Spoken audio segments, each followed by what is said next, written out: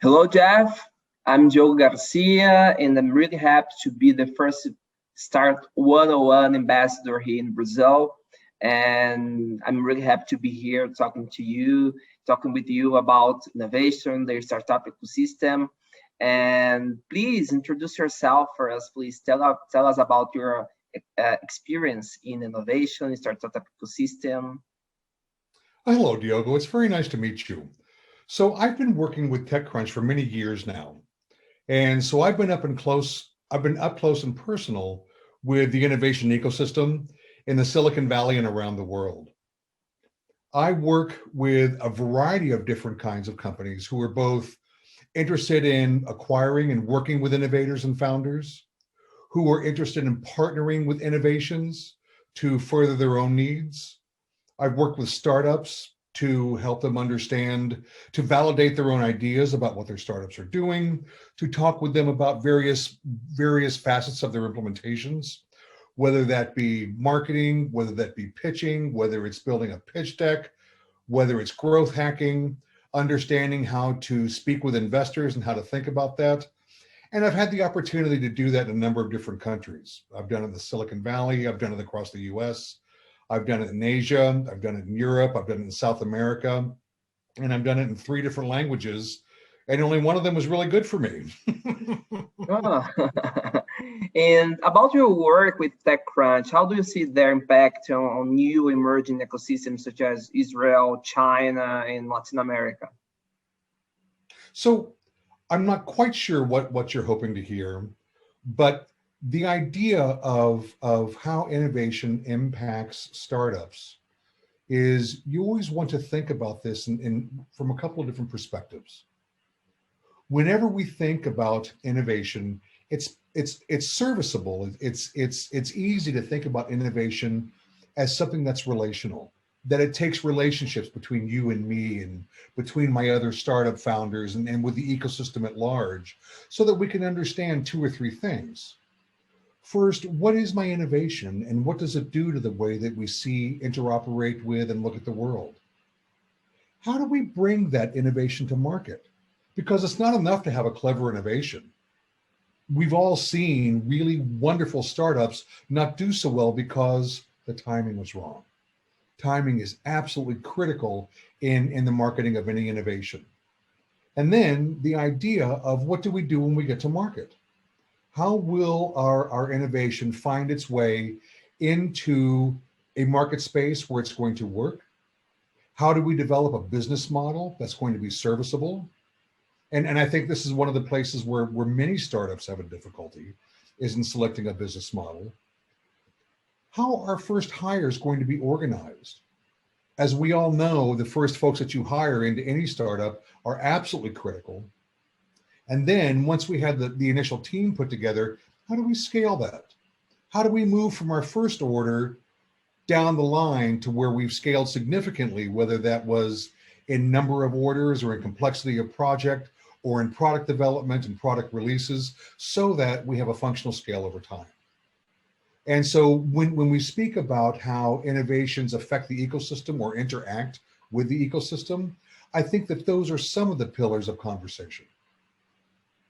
Perfect. And what's your impression about our local market, about Brazilian market, when you're talking about innovation and this startup ecosystem?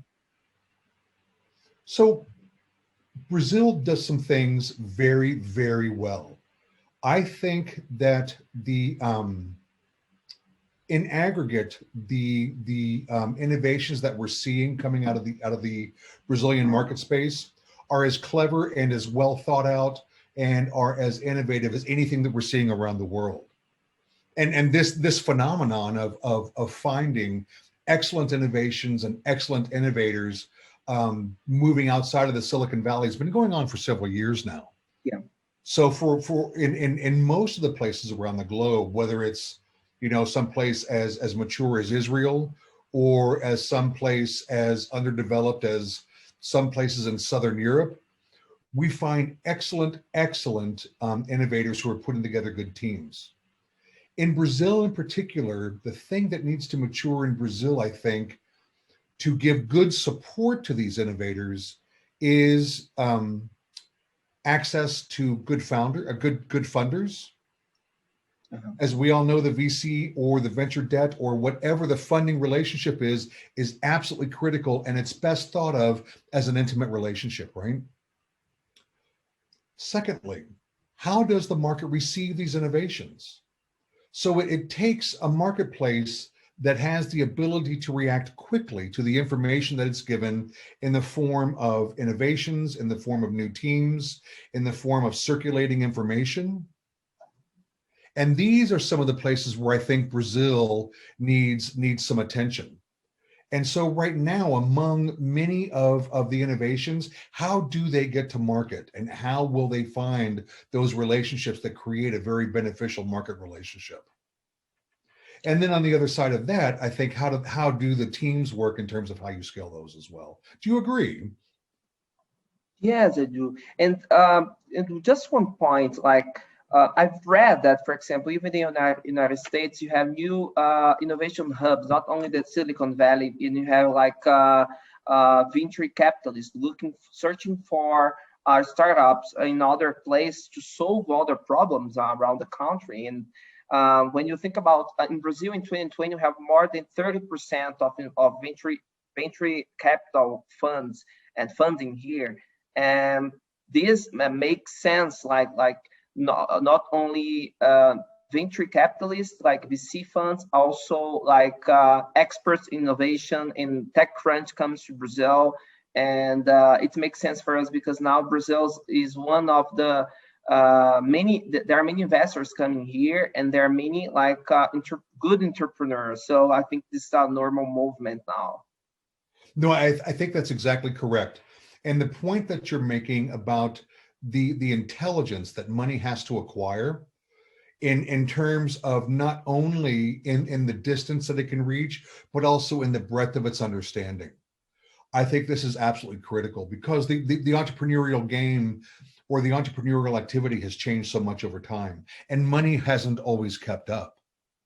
Money has not necessarily gotten smarter over time, and this is part of what we want to see in some of these fundamental relationships.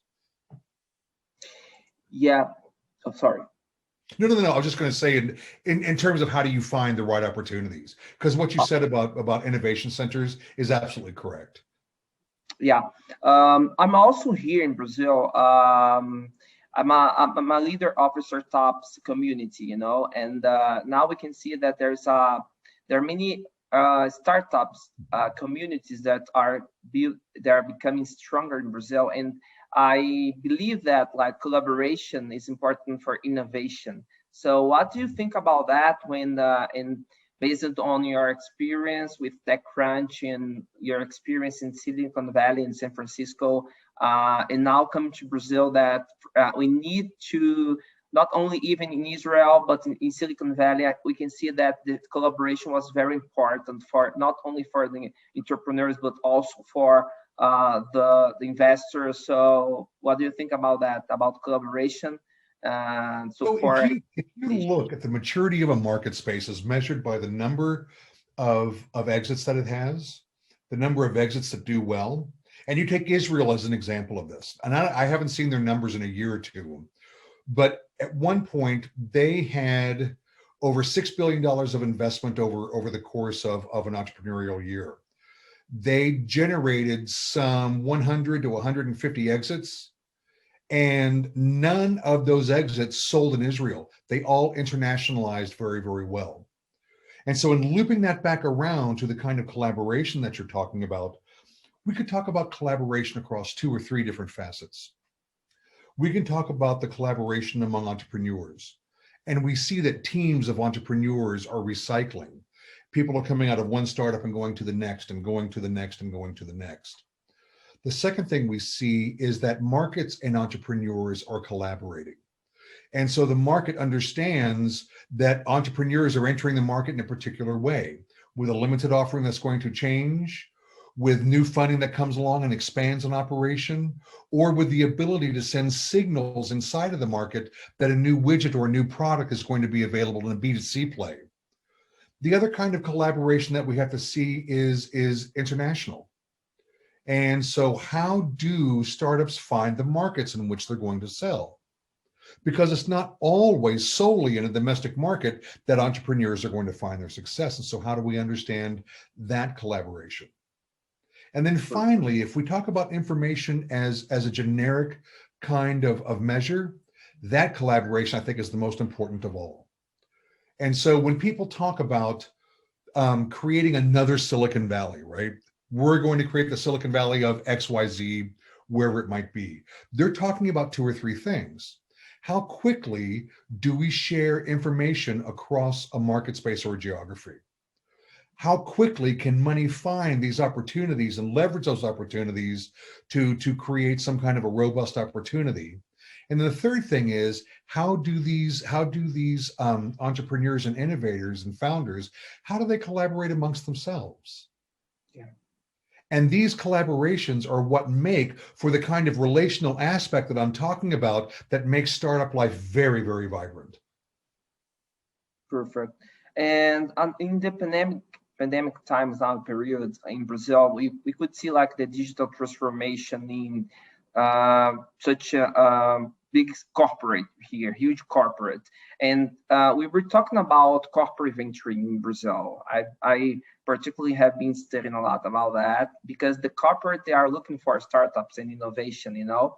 How do you see this movement about the cooperation, the connection between corporate and startups to promote innovation once you have like more competitors, not only in Brazil, but you have like in Brazil have big companies that they have competitors all around the world, like Chinese competitors, American competitors, or even Latin American competitors. So if I've understood your question correctly, and we're talking about how does digital transformation allow for a treatment of various competitors, both in product and in personnel globally? Is that sort of what you're getting at? Yeah. I think two or three things. From the standpoint of pure competition, there really aren't any unique ideas, right? And what we first saw as transformational innovation, which is where something happened that changed the way we thought about and looked at the world, those are fewer and fewer and fewer. And what we're seeing is the rise of iterative kinds of innovations. And those iterative innovations are no less productive than the fundamental transformations that we saw, many, many years ago. Every entrepreneurial effort, every founder and founder team has to understand where they sit in the market space or have an understanding of how they're going to learn that, right? They need to know, what are my competitive differentiators? Where am I doing the same thing that somebody before me has done or that another startup is working with? And what is it that makes me different? Across the areas of market access, across the axis of relationship, in terms of looking at timing and who came out when, where, and why, and what are they doing, in terms of who's on the team and how well will they be able to pivot and to respond to the various kinds of forces that are coming their way. I mean, many startups, successful startups, will pivot and do a major pivot to something completely different that they've never done before, or they'll do small pivots in response to a new need that they find out about as they're scaling, in terms of finding out that the competitive headwinds are a little strong, and in terms of where they want to go, or in terms of understanding their product market fit. Mm-hmm. And as you'll understand better than I, especially in the Brazilian market space, whenever anybody starts answering those questions, how they answer those questions about competitive differentiation is as or more important than the content of that answer. How do you think about your space in the marketplace? How do you think about what niche you occupy in terms of how you're going to go to market? Because that will inform how well you pivot and how well you do product development. Perfect. And another question, Jeff, in Brazil, we have a lot of research about the digital transformation in company, not only in corporate but also startups. And the CEOs, they say they are really concerned about this theme, and they do wanna change and they don't wanna bring the digital transformation for their business, but they don't know how to do that.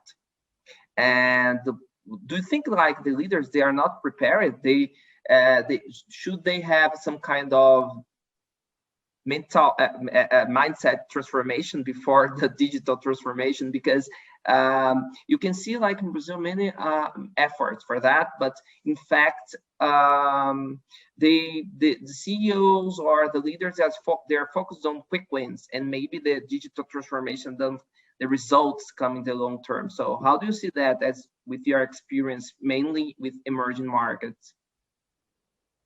Well, if you couch that on the emerging markets, I think a couple of things. You had touched on corporate sponsoring of innovative efforts in your last question. Corporations don't always do so well when they build innovative garages, as it were. Yeah. And the reason is that corporate processes and rule-bound processes don't necessarily go so well with innovative and entrepreneurial processes. And so they end up binding and bounding and constraining and channeling and doing all kinds of things that kill innovation, especially when we think about innovation as a relational kind of activity. So that's one. And I'll give you an example. The VMware, when they were first acquired, they were left alone for a year. They didn't have to execute any of the corporate processes, any of the reporting structure, nothing but to keep doing exactly what they had been doing, which gave them time to figure out how they were going to integrate into the new organization, right? Mm-hmm. So that the thing that was most valuable about them, their software and their product development and their market innovation, was going to remain intact over time. So corporations need to understand that building an innovation garage isn't straightforward. In terms of digital transformation, when we were talking about some of the qualities of and some of the aspects of successful efforts in the Silicon Valley, we talked about communication as one of those. Rapid communication, dissemination of information, low boundaries to the churn of innovation. It's the same thing when you think about digital transformation, right? Yeah. We are giving access to information to a variety of consumers, and we have to do that in a robust and a secure way. I mean, it's not a bad headline for digital transformation, right? Mm-hmm. And so when you start doing this, you identify projects that you want to accomplish in digital transformation, and then you start identifying tool sets, but you also have to have iterative evaluation processes. Did we do what we think we were going to do, right? We pushed the button, but what happened when we pushed it? Who lived and who died? So I think that it makes a lot of sense to think about it that way.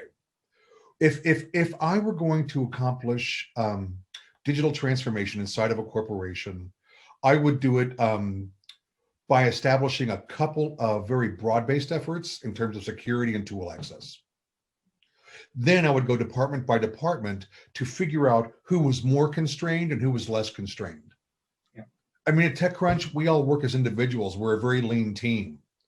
And so it was very easy for us to be dispersed, even though there were things that did not happen anymore because the collaborations weren't the same. There wasn't as much in-person ad hoc conversation. I couldn't just holler at somebody, if you catch my drift. But in startups, it's very much the same thing. How do people work together apart? How do you understand this? Who has experience with it? How do we talk about the presence or the lack of that experience? So that we're constantly revisiting, how do we do this together?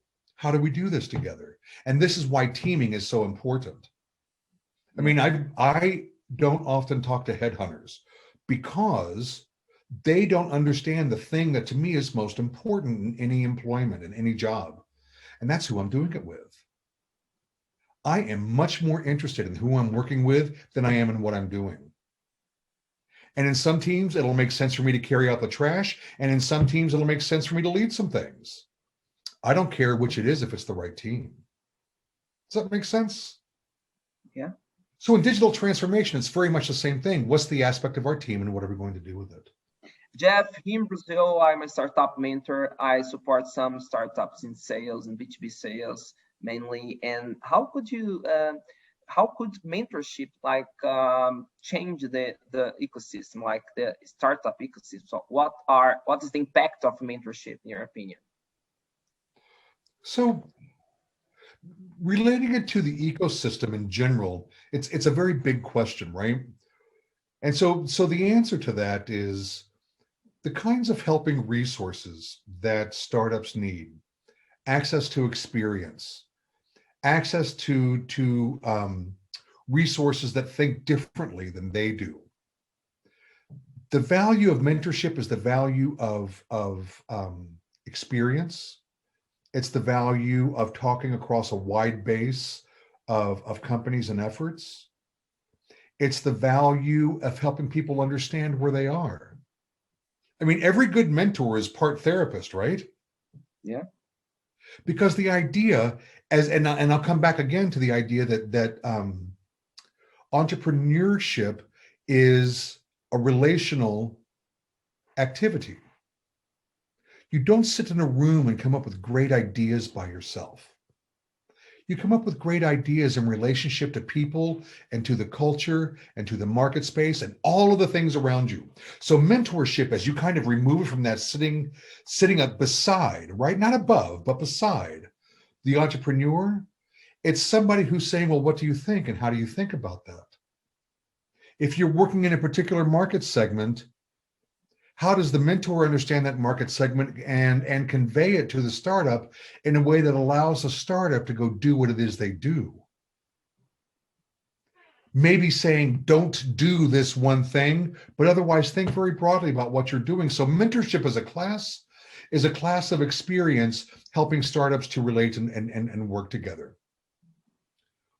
Encouraging entrepreneurs and encouraging innovators to talk not only to their compatriots and their compadres, but also to speak with their competitors is excellent in the ways of solving problems. And there's also a security in this. I'm very good at what I do, and I'm interested in discussing with you, how did you solve this particular problem? So that we both move forward, because this is also the kind of the nature of relationship. All of us working together to go somewhere together. We're not all going to the same place. We're not all doing the same thing. And this conversation is helpful. All of us in it together. This is the fundamental lesson of innovation. How do we work together to do something really cool? So my answers around mentorship as a class of service to the ecosystem is a little bit more strained.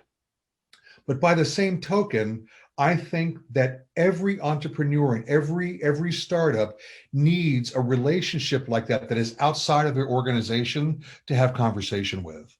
You can call that mentorship, you can call it friendship. It doesn't matter what you call it, right? It could be somebody at the bar that you have drinks with. It doesn't really matter as long as it's somebody who's not you. That's the important part of that relationship. Okay, I will invite you to be my mentor. Thanks for your time, Jeff. Hope to see you soon in Brazil. It was a pleasure talking to you. Nice meeting you. And I'm really happy to be here with Start101 as an ambassador, and I think we're going to do a great job here. So thanks a lot for your time, and see you.